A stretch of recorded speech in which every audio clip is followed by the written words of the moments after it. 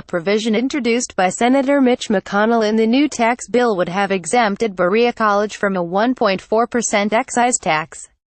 David R. Lutman for the New York Times. Berea College would seem to be an odd target for Senator Bernie Sanders of Vermont, a liberal hero and champion of the little guy, celebrated as a model for how post-secondary institutions can help fulfill the American dream. The Kentucky Liberal Arts College admits only students whose families cannot pay for college. 98% use federal Pell Grants, and 64% are first-generation college students.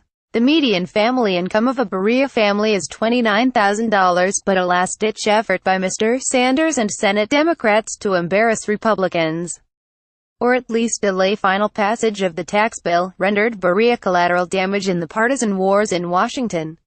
A provision in the tax bill, introduced by Kentucky's senior Senator Mitch McConnell, would have exempted Berea from a 1.4% excise tax that will be imposed on the nation's wealthiest colleges.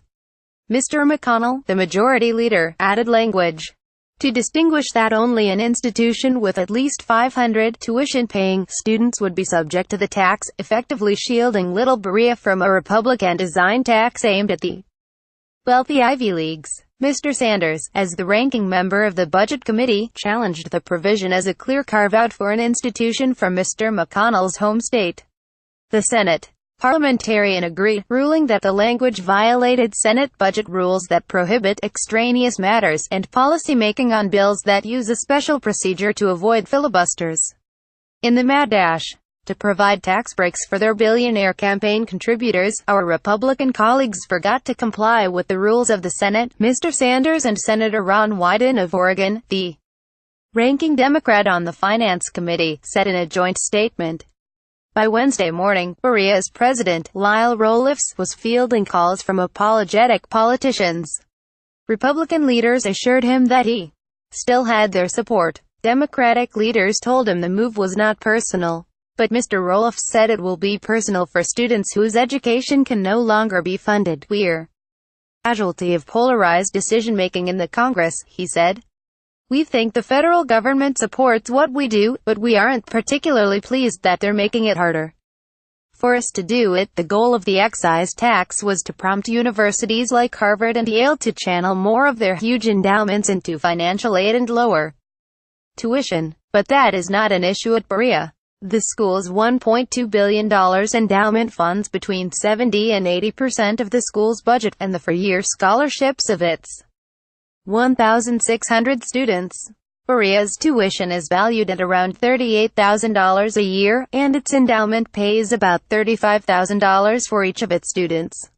The new tax will apply to institutions with endowments valued at $500,000 per student. Berea's is $700,000. A 1% decrease in revenue each year would shave off the number of students that the school is able to fund.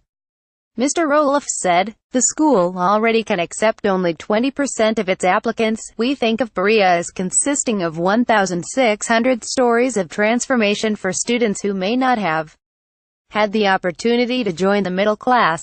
Mr. Roloffs said, "That would mean 16 out of those 1,600 stories aren't going to happen. Kids who come out of the mountains or the urban centers of Appalachia who we just can't serve." In a statement, Mr. McConnell said he was mystified by the Democrats' challenge to the provision. Democrats' fanatical opposition to the tax bill reached such hysterical heights that Bernie Sanders proudly led the charge to deliberately harm Berea College, which offers free tuition to less fortunate families. Mr.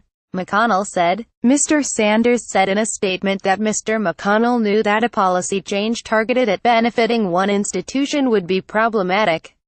Mr. Sanders also said that he was glad that Senator McConnell has suddenly developed an interest in making college affordable for working-class families, and that Mr. McConnell should consider co-sponsoring Mr. Sanders' legislation making all public colleges and universities tuition-free. The truth is that while Berea College is an excellent school, there are colleges all over this country that use their endowment funds to provide free or significantly reduced tuition for low-income students.